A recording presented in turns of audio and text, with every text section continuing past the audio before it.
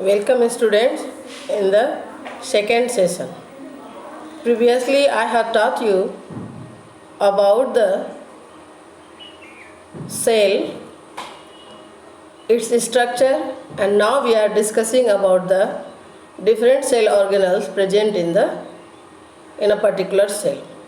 Earlier I had taught about endoplasmic reticulum. Now today about the Golgi apparatus. Golgi apparatus is a cell organelle present in a particular cell. Firstly, it was discovered by a scientist named Camillo Golgi in the year 1898. Morphologically, it is very similar in plant and in animal cells. It consists of stacks of flattened disc-shaped bags or cisternae, or in easy language you can understand, if a number of sacks are kept one over another and if it has been cut longitudinally, then it looks like the structure of a Golgi body or Golgi complex, because many vesicles are present, so it is known as Golgi apparatus or Golgi complex.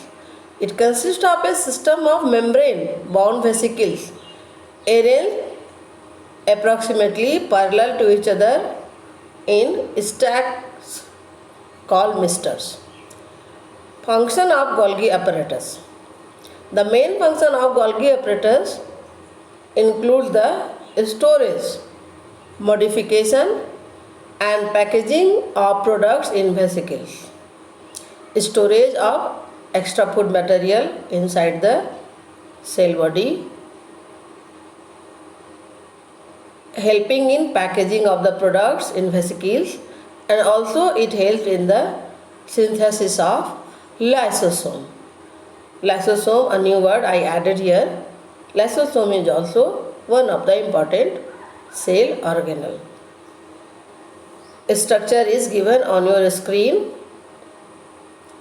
I think you can observe it. Sac-like structure you are observing. This structure is seen under the electron microscope. Now the next cell organelle is lysosome. They are known as suicidal bag of the cell. They look like rounded bodies consist of the digestive enzymes. Inside lysosome, digestive enzymes are present. When there is any damage to the cell, any rupture to the cell, then that enzyme itself comes out and destroys the other cell organelles and cell itself. That's why it is named as suicidal bag of the cell. Lysosome acts as cleaner or sweepers of the cell. So it helps in the cleaning of the waste part material present inside the cell. Lysosome acts as suicide bag as they consist of powerful digestive enzymes. Diagram you may observe on the screen. Inside the cell, it looks a very small spherical structure which is elaborated and are seen on the screen. Now the next important cell organelle is mitochondria. Mitochondria is also known as powerhouse of the cell, as it helps in the production of energy in the form of ATP. In class 8 also you have learned about the mitochondria, as inside our body, our lungs helps in the process of respiration. Likewise, mitochondria helps in the process of respiration of the cell. In class 7 also you must have learned cellular respiration. So that cellular respiration happens first part of the respiration in the cytoplasm of the cell, and the next part of the respiration, aerobic respiration, happens in the mitochondria. And inside the mitochondria, energy is found with the help of digested food, or in plants it is glucose. Glucose burns in the presence of oxygen to form energy, that is in the form of ATP, and ATP is stored inside the mitochondria. So mitochondria is known as the powerhouse of the cell because energy is generated in the mitochondria as well as energy is stored also. Mitochondria have two membrane covering, in which outer membrane is porous in nature while the inner membrane is deeply folded. It is a two membranous structure. Outer membrane is porous. Porous means smaller, very fine pores, holes are present so that important material can enter in the mitochondria and can come out of the mitochondria. But the inner membrane is deeply folded to increase the surface area. You must have observed while you have learned digestion in previous class, villi. In villi also you must have seen the inner membrane is folded. Likewise, in mitochondria the inner membrane is folded to increase the surface area. It is a double membrane structure. Outer membrane is porous and inner membrane is deeply folded. Earlier I told, to create large surface area for the generation of ATP through the chemical reaction. What will be the chemical reaction? You have learned while you have studied about the aerobic respiration. So ATP means adenosine triphosphate. It is the energy currency of the cell and it is used for ranking new chemical compounds for mechanical work. Structure you can observe on the screen. Double folded structure and the parts are labeled here. You may study from here. Now about the plastids. Plastids are very important cell organelle which create differences between a plant cell as well as an animal cell, because plastids are present only in a plant cell, not in the animal cell. There are two types of plastids.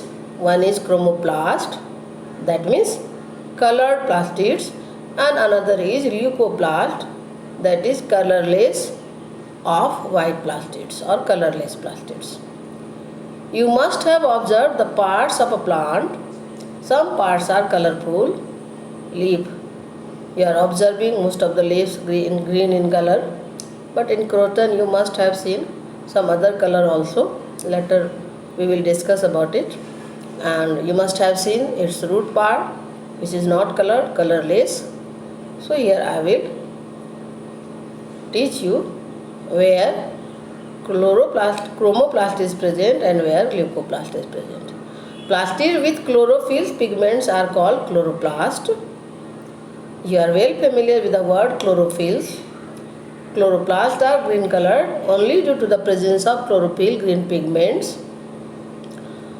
They can be green, red, yellow, brown depending upon the type of pigments. But the green colored pigments are present, that plastids are known as chloroplast. And if any other colored pigments are present, then it is known as simply chromoplast. Now the function. Chloroplast, as you have learned earlier, it is very important because these are kitchen of the cell. It helps in synthesis of food by the process of photosynthesis. You are well familiar that chlorophyll pigments are the sites for the process of photosynthesis. Now lactoplast, that stores materials such as starch, oil and proteins. Then chromoplast, lactoplast or leucoplast is only colorless plastids present especially in the root region or wherever there is no color, in which part of the plant if there is no color, then there leucoplast or lactoplast is present. Chromoplast, these impart colors to flowers, fruits, seeds, and in plants it helps in pollination. You may observe the picture of plastid. It is green colored plastid. This is chloroplast. Picture is given here. You can observe it. Now the next cell organelle is vacuoles. Vacuoles are storage sacs for solid and liquid materials. Inside the Golgi apparatus, digestive materials are formed, but these are stored in the vacuoles. Vacuoles are large and numerous in plant cells, but comparatively in animal cells their number are very few and even smaller in size. They are small or absent in animal cells. Vacuoles help in storage of the solid and liquid materials. Diagram you are observing on the screen. Now about the cell wall. Cell wall is the outermost boundary of a plant cell. It is absent in the animal cell. In class 8 you must have learned differences between a plant cell and an animal cell, in which you have written that cell wall is present in a plant cell whereas it is absent in an animal cell.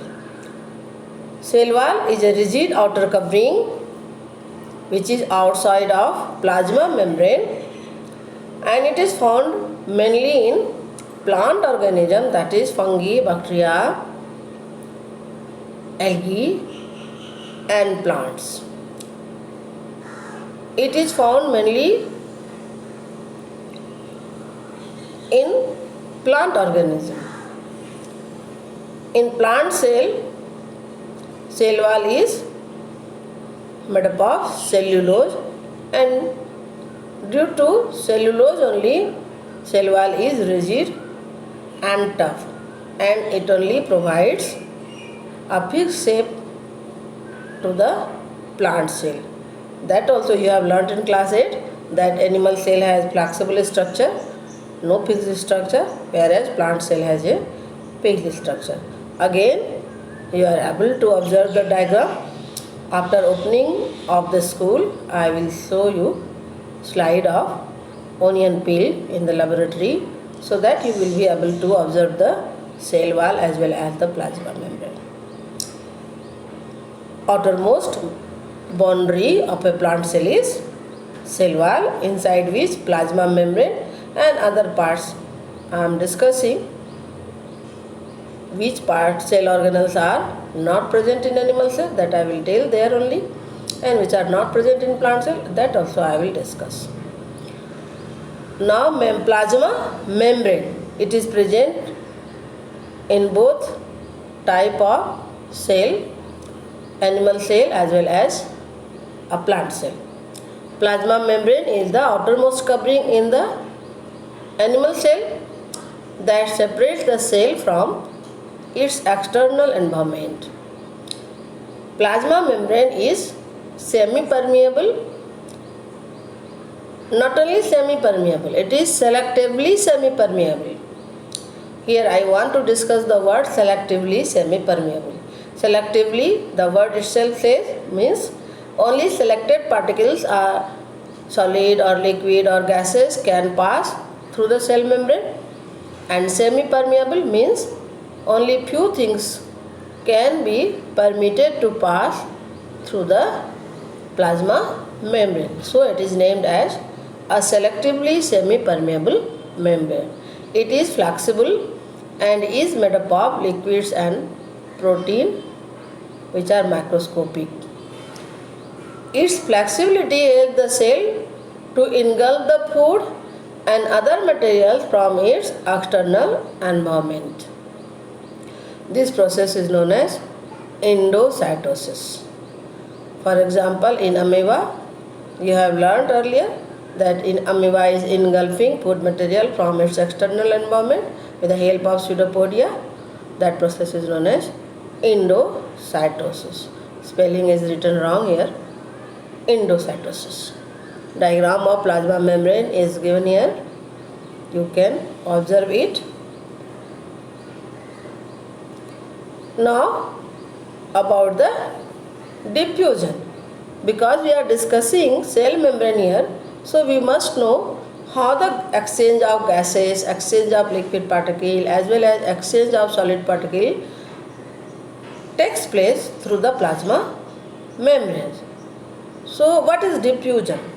Diffusion is the process of movement of substance from a region of high concentration to a region of low concentration on it.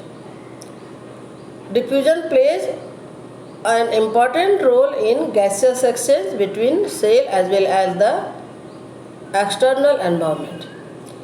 Here I want to cite you a very simple example.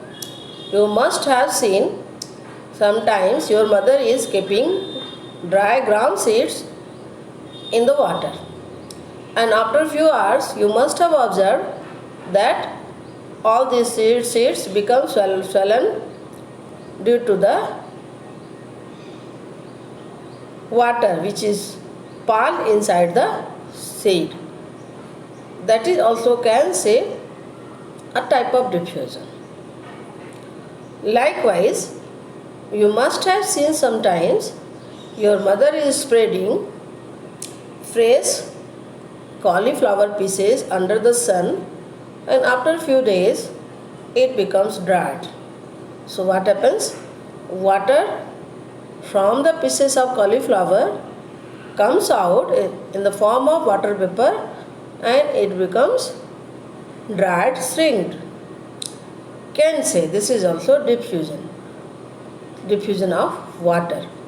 That is termed, another term is given for that, but you can understand. Likewise, some important gases enters into the cell through the plasma membrane,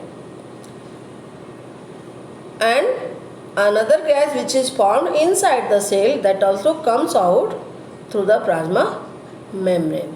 When the level of oxygen inside a cell decreases, oxygen from the external environment of the cell enters inside the cell. Because earlier I told, from the higher concentration to lower concentration, movement of gas occurs. This is known as diffusion. No any external force is required for it. In diagram, you can observe the process.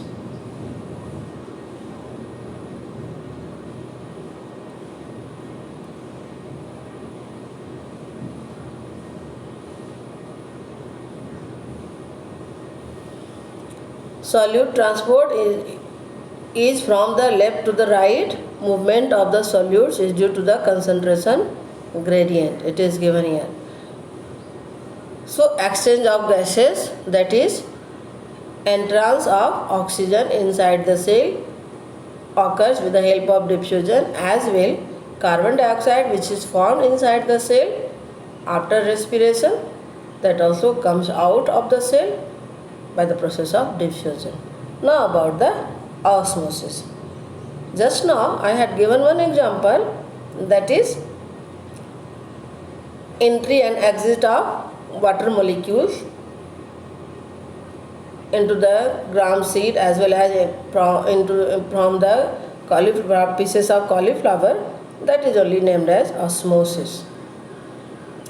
Osmosis is the passage of water from a region of higher concentration to a region of low water concentration through a semi-permeable membrane.